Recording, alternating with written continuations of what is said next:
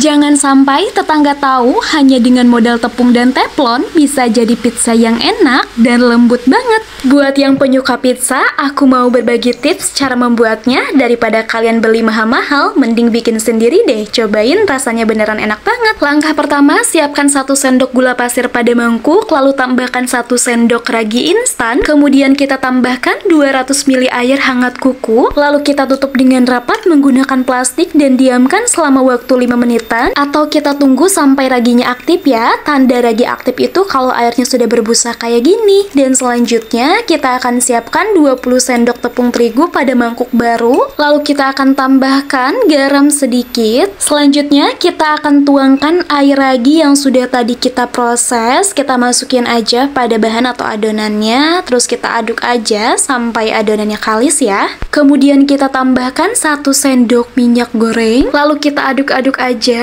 sampai semua bahannya merata atau tercampur ya. Lalu kita akan tutup adonan dan diamkan selama waktu 1 jaman ya. Sambil nunggu waktu 1 jaman, sambil kita siapkan dulu bahan untuk isiannya atau untuk toppingannya. Di sini kita akan potong atau iris dulu bawang bombay, kemudian kita iris cabai hijau, iris juga sosisnya, dan kemudian kita akan lelehkan mentega pada wajan. Lalu selanjutnya kita akan masukkan aja untuk bawang bombay. Lalu kita akan tumis-tumis aja untuk bawang bombay dan cabai hijaunya sampai matang atau sampai wangi, kemudian masukkan juga sosisnya. Kita akan tumis-tumis aja bersamaan ya. Dan selanjutnya kita akan tambahkan saus bolognese atau saus spaghetti. Lalu tambahkan saus cabai, kemudian kita aduk-aduk aja hingga semua bahannya tercampur rata. Kemudian kita akan sisihkan dulu dan dilanjut kita cek hasil adonan setelah 1 jam. Untuk adonannya agak sedikit mengembang, kita akan uleni kembali sebentar saja sambil diaduk-aduk aja. Untuk selanjutnya kita akan taburi tepung pada alasannya. Di sini untuk adonan pizza kita akan bikin cetakan bulat lalu ditipiskan, kemudian kita pindahkan ke teflon yang sudah kita baluri dengan mentega, lalu kemudian kita lubangi dengan garpu seperti ini dan kita tambahkan keju. Dan untuk peletakan keju kita simpan di bagian sisian pizza lalu dibulatkan kayak gini untuk sisiannya, terus ditaburi lagi bagian tengahnya dengan keju kembali, dan di atasnya kita tambahkan juga untuk isian atau topping yang sudah tadi kita bikin ya.